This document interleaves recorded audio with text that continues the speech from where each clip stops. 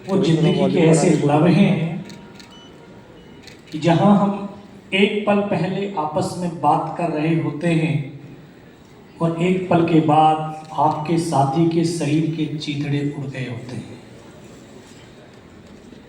मैं अपने आप को बड़ा सौभाग्यशाली समझता हूं कि 19 साल की अवस्था में उस टाइगर हिल टॉप के ऊपर मां भारती ने मुझे वो काम दिया, उस परमात्मा ने वो शक्ति दी कि हम 7 में से 6 जो शहीद हो गए थे और वो शहीद होने से पहले पाकिस्तान के 50 से ज्यादा सैनिकों को मौत के घाट उतारा था।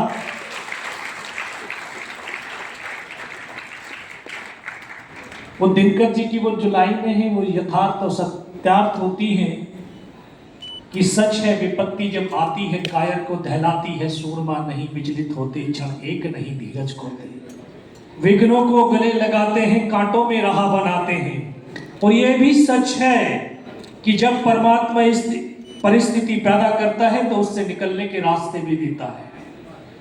19 साल के लड़के को जिसकी 2.5 साल की सर्विस, जो 17 गोलियों से लहूलुहान था, जिसको ये पता नहीं था इस टाइगर हिल से पाकिस्तान किधर है, हिंदुस्तान किधर है, लेकिन आस्था विश्वास कि अगर पराकाष्ठा तक जा सकते हैं, वो धैर्य कि उस पराकाष्ठा तक जाते हैं तो परमात्मा आपके सामने आकर के खड़े हो जाते हैं। उस अवस्था में जब ये पता नहीं था तब बस एक ही अरदास, एक ही प्रार्थना कि मुझे बस सिर्फ अपने साथियों तक पहुंचा दे ताकि मैं अपने साथियों को ऊपर की तमाम सूचनाएं दे दूं ताकि उनकी जिंदगी बच जाए। किस स्थिति में वो पल मैंने जिए हैं और अभी आपसे बात कर रहा हूं तो अभी वो 27 साल पहले की वो सीन अभी भी याद आ रहा है कि जब सर से लेकर के पैर तक लहूलुहान, नाक से खून की धार बह रही है, मुझे मेरा साथी फर्स्ट एड करने के लिए अपनी फील्ड पट्टी की पॉलिथीन फाड़ने के लिए उसका हाथ सिर्फ यहां तक जाता है, उसको यहां गोली लगती है, इधर से पूरा सर निकल करके बाहर। ऐसे हाथ पकड़ा था लेकिन कुछ नहीं बोल पाया। बगल में बैठा एक साथी रूममेट था, मैं उसको बोला अनंतराम सर को तो गोली लगी। क्या? ये उसके जीवन का आखिरी शब्द था। उसको सीने में गोलियां लगती हैं, फेफड़ों से खून की फुहार ऐसे धार और ऐसे गोद में आकर के लेट गया। एक साथी पीछे से आया, एक बम वहां पर गिरता है, उसकी यहां से गर्दन कट करके दूर जाकर के गिरती है। चारों तरफ खून की बौछारें ही बौछारें होती हैं। मैं देख रहा था उस धड़ पर सर नहीं था लेकिन हाथों से बंदूक नहीं छूटी थी और वो धड़ 2 कदम तक चला था, फिर जमीन पर गिरा। एक और साथी भी आगे आया, एक और बम उनका गिरता है, दोनों हाथ दोनों पैर उसके कट जाते हैं। जब ये शरीर का अंग कट करके जमीन पर गिरता है ना, किस तरह से उछलता है, तड़पता है, शब्दों में बयान नहीं कर सकता। सब कुछ खत्म। फिर भी 40 से 50 पाकिस्तान के जवानों दोबारा से आकर के घेर लिए।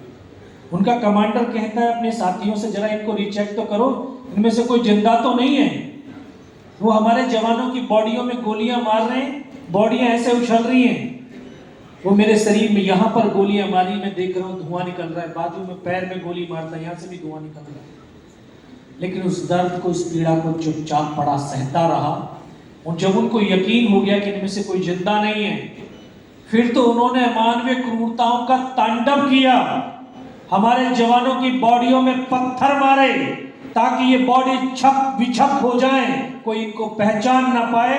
बूट की ठोकरें मारते रहे, गालियां देते रहे और ये सब कुछ पड़ा सहता रहा और देखता भी रहा। जब वो थक गए, फिर उनके कमांडर ने कहा, नीचे जो हिंदुस्तान का पोस्ट है इसके ऊपर हमला कर डालो और इनके हथियार उठा लो।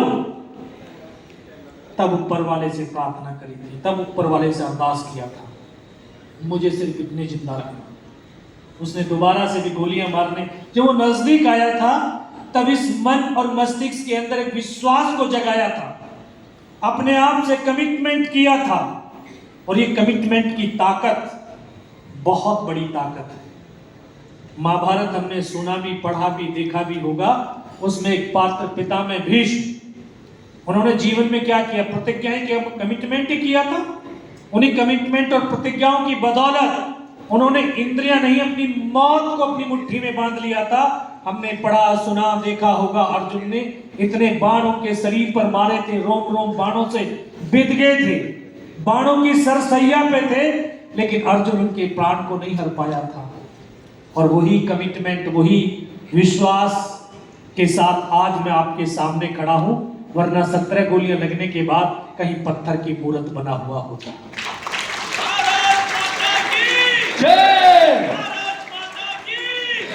और मुझे गर्व है कि मैं उस राम की धरती और कृष्ण की धरती उत्तर प्रदेश से आता हूं। वो ऐसी धरती है जहां शौर्य, वीरता, पराक्रम का एक अनोखा और अद्भुत संगम रहा है। और मैं तो ऐसे जिले का रहने वाला हूं, डिस्ट्रिक्ट बुलंदशहर।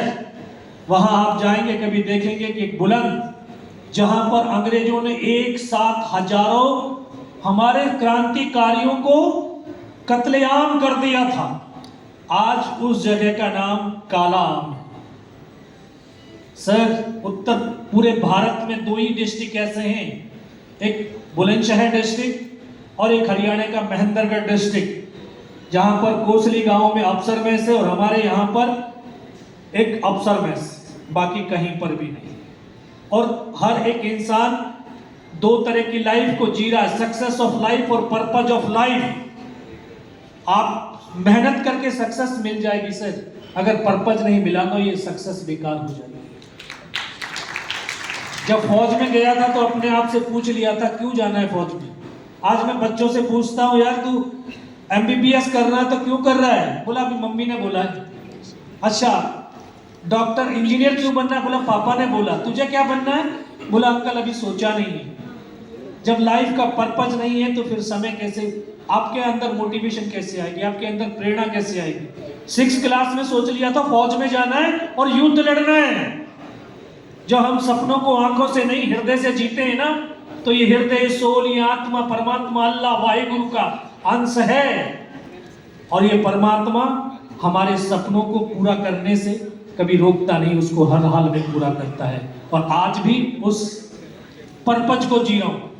कश्मीर से कन्याकुमारी, राजस्थान से लेकर के नागालैंड तक मैं अभी 4.5 साल मुझे सेवा निवृत्त हुए, लेकिन कर्तव्यों से निवृत्त नहीं हुआ हूं। 9 लाख छात्रों छात्राओं से संवाद किया है। बस यही मेरा जीवन है कि जब तक इस शरीर में सांस रहे, युवाओं के साथ रहूं। और मैं पुनः आपसे इस मंच के माध्यम से कहना चाहूंगा कि ये जैन जी, जैन अल्फा, जैन एम बंद कीजिए। ये भारत के युवा है, ये